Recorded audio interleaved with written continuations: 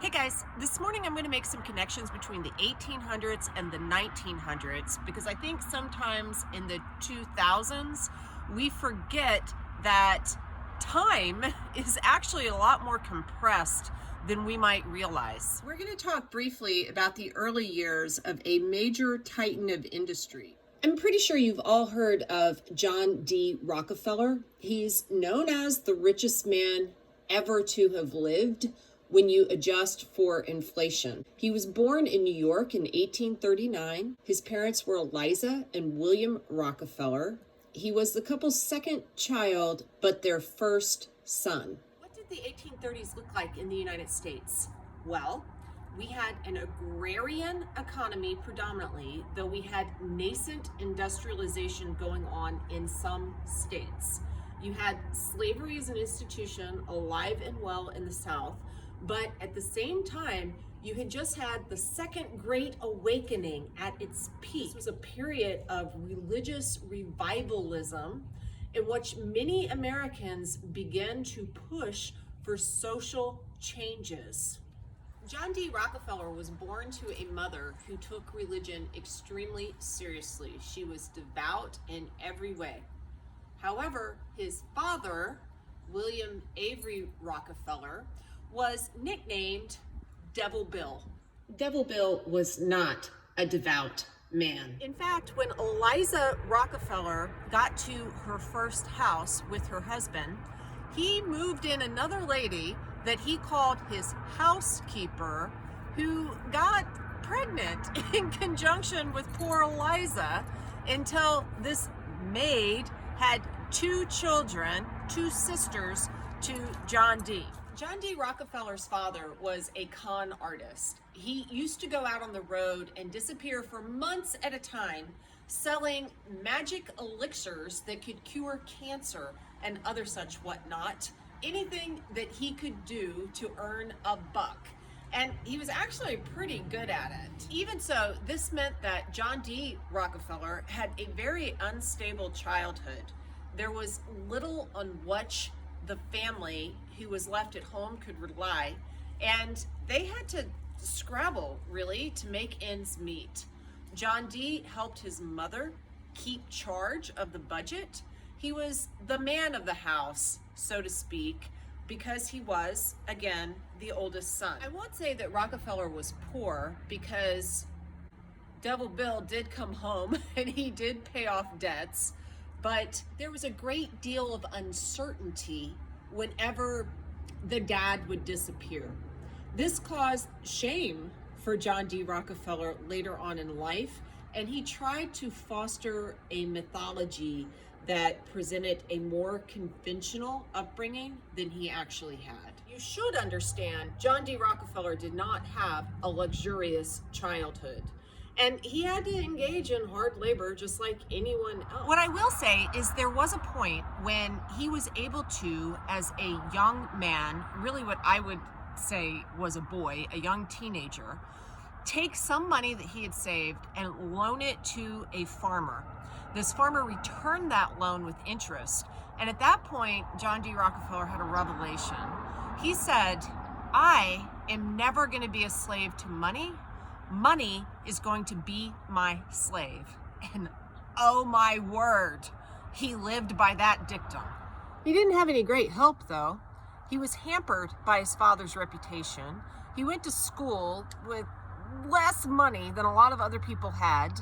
He got a very practical education in Ohio, and then he was left in Cleveland without a job. So what did he do? He spent every day for multiple weeks, 8 hours a day, just walking from business to business to business, saying, hey guys, here I am, give me a job, and I'm going to do great things for you. It took him a while, but when he did land a job in September, he fell down on his knees and just thanked the Lord, because he himself was also a pretty religious guy based on his mother's faith. He would celebrate this day as Job Day for the rest of his life with more fanfare than his actual birthday.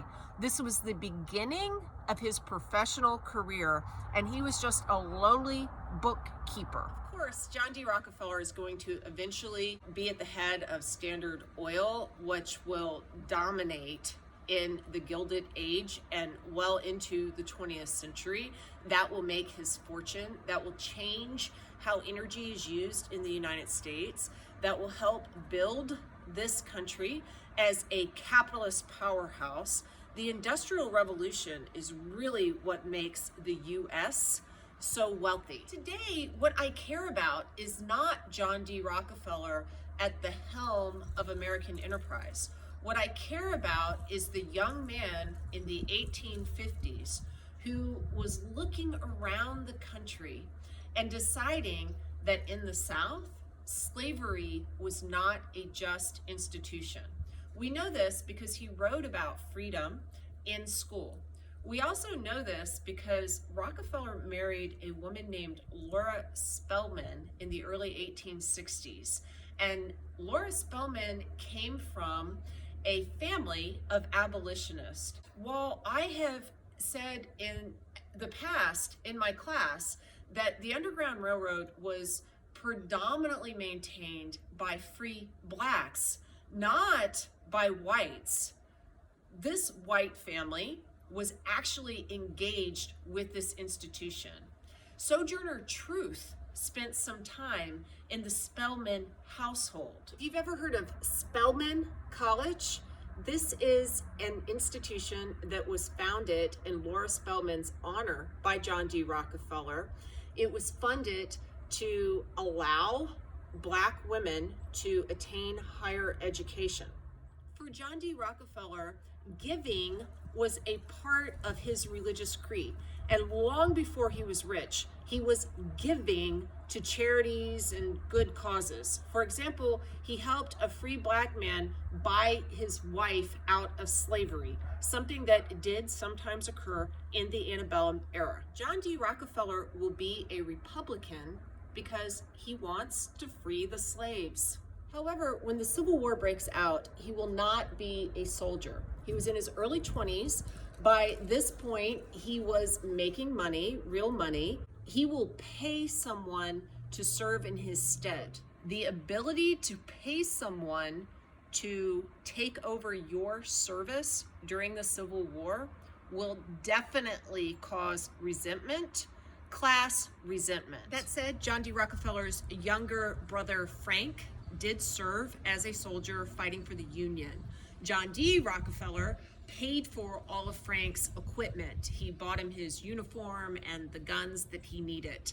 Frank Rockefeller was in service at the Battle of Chancellorsville, which is a major engagement.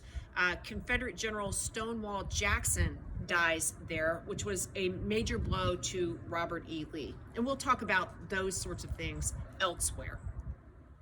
You may know some things about John D. Rockefeller that are both good, tied to philanthropy, and bad, tied to corrupt business practices, some of which are uncovered by Ida Tarbell during the Progressive era, Ida Tarbell being a muckraker journalist. All of that history is worth studying, and all of it is fascinating in its own right.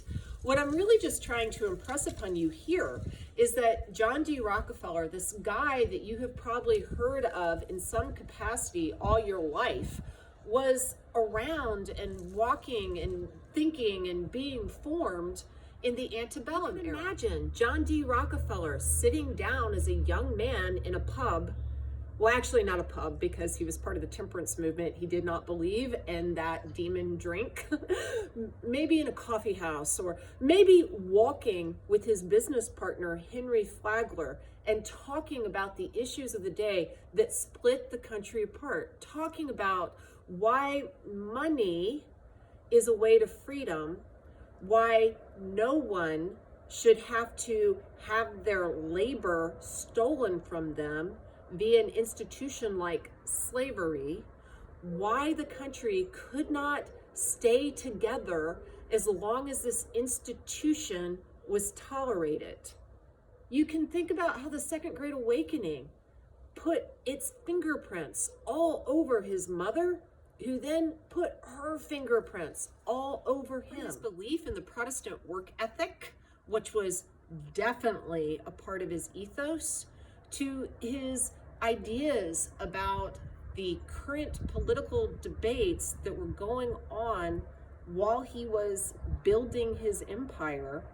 John D. Rockefeller was a creature of his culture. This is something that you can't escape. He was a man who was atypical, obviously, but who was also typical of many Americans in the 1800s. And that's what Rockefeller died at the end of the 1930s. That is not that long ago, really. I mean, I guess it's 2021 today, 1937, but my father was about to be born. My grandparents were well into their own adulthoods. This just seems barely yesterday. What's my big point, Accius? What do you think we could learn from this? If we measure time in lives, it's actually astonishing how quickly our very young country has changed in many, many, many ways. This is something worth pondering, I think. What parts of the culture are shaping you as a young adult?